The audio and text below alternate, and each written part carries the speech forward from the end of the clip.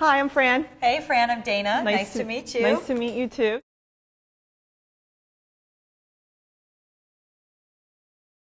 All right, so when were you first diagnosed with breast cancer? I was diagnosed a day before my 28th birthday in 2010. So it's been 7 years now. When were you first diagnosed with breast cancer? So it was May 9th, 2017. I was 36, about to turn 37. So how did you tell your kids? Did you tell your kids? We did. So I have an 8-year-old, and at the time, my youngest was 4. We sat them down, and we said, Mommy's sick. We don't know what it is right now, but no matter what, we're going to be okay.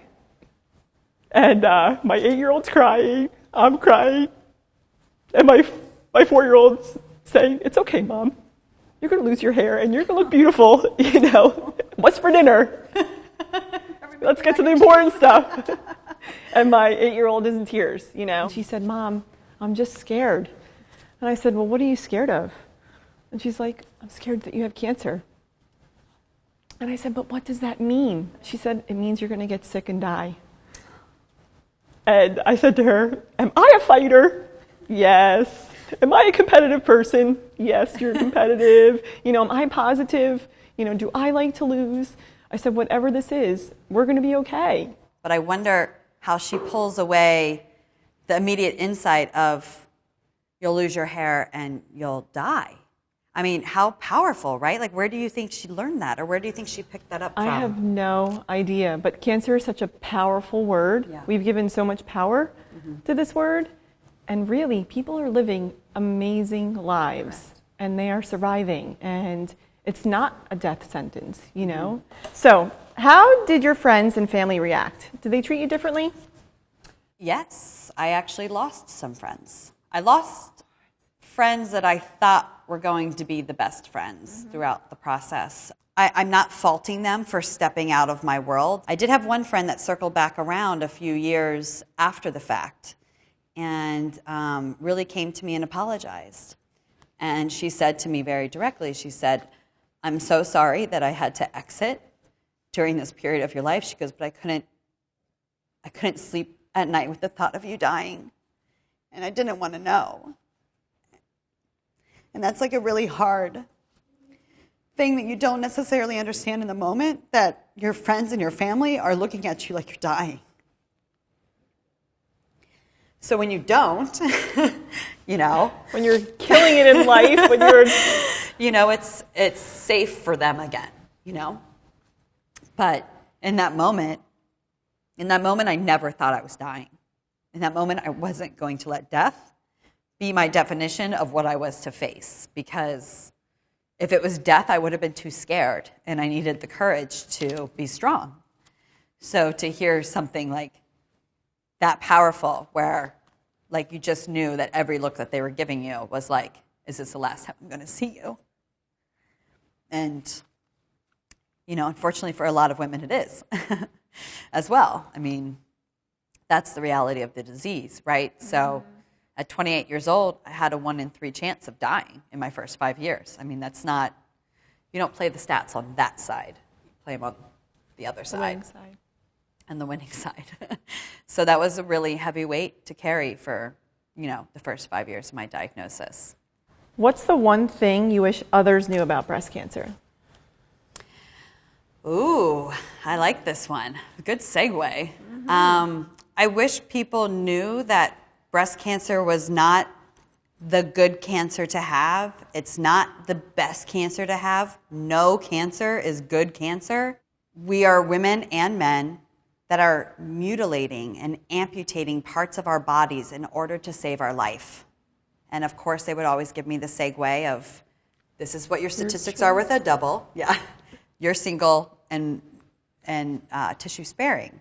For my diagnosis, a double mastectomy was the smartest decision. I had a choice. I didn't really have a choice. The numbers showed me that my cancer was going to come back. So when I made my choice was, let me remove a variable. You're upon this choice, right? This is a decision that you're about to embark on. Even up to the last minute you get rolled in, you can change your mind. Right. The power is your power. Are you deciding to get reconstructive surgery? Yes. I'm going to get reconstructive surgery. The doctor said that I was a candidate for immediate reconstruction, and he likes to do that with my surgical oncologist. I want to close this chapter as soon as I can and hopefully start to feel better and get back to normal life. In that moment, I felt like keeping the form of what used to be my breasts would help me physically feel whole. I'm a fashion designer. I love to wear clothing. And, I was afraid that if I went flat, or if I didn't have the breasts to kind of fill out all my old clothes, that I would be then different. None of that rings true to me now at this point in time in my life. But then, I really said to myself something similar. I said, you know what? I have this option. I'm fit. I'm young. I'm going to try it. And if in 10 or 15 years I have to swap them out, I'll make my decision where I sit in 10 or 15 years. I'm happy that I feel beautiful in my own skin. That didn't happen right away. I had a really rough time feeling like myself when I was, when I first saw the scars.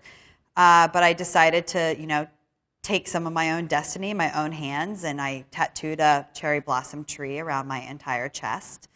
So when I looked back in the mirror, I saw something beautiful and something I wanted to see. I didn't see the cancer. One of my big questions that I got asked is, are you going to do some nude photographs or some boudoir photographs before you lose your breasts? And I kind of said, I don't think I'm going to have the strength to look back at what I lost. I did do one after I completed my mastectomy tattoo. That felt empowering to me. And I wanted to embrace this new body. I don't know, did you do anything like that? Did you kind of embark on any of these milestones ahead of time? No. I do have a great friend who would like me to do the pictures. I just haven't gathered up the energy or the confidence to call the photographer. But I love this idea of doing it after. Yeah. How do you stay positive?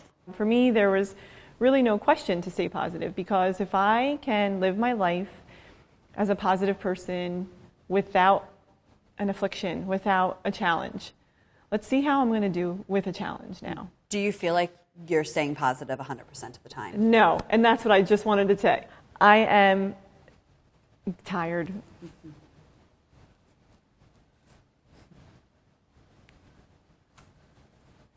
I'm tired. And I can't do a lot of the stuff that I would like to do right now. I'm just tired. And so no, and I have to make sure that I share that too. Right. Because it's okay to be tired, and it's okay not to be positive. It's totally okay to do that as well, So, I feel weak. I don't have as much patience, with those two little girls at home right now. But that's okay. Yeah. That's okay. Because it's temporary. It ebbs and flows, and that's okay. I called it brave face. Brave face. I might use that. Because I felt just like you. I was really good about putting on the brave face. And didn't mean I didn't cry myself to sleep at night. Didn't mean that some days I never rolled myself out of that bed. And I was just at home in Ohio with my mom and my sister, and my mom and I were sitting up drinking, and she says, well, how do you feel today? How do you feel after you hit your 5-year mark? And I looked at her and I said, I didn't think I'd be here to say it. I didn't think I would sit here and we would toast to 5 years. And to say that to your mom is really hard. And she looked at me with such shock in her face, because all she saw was my brave face for 5 years, because my mother was not one that was allowed to see the hurt and the fear and this frightful scene of death that I saw every single day until I hit that mark.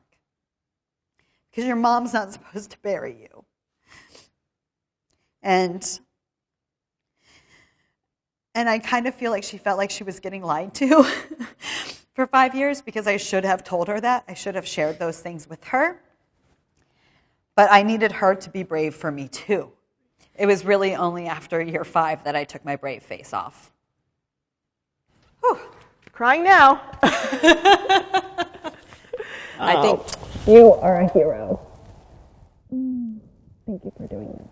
Thanks for having me. That's a good hug. my family gives a That's good a hugs. good hug.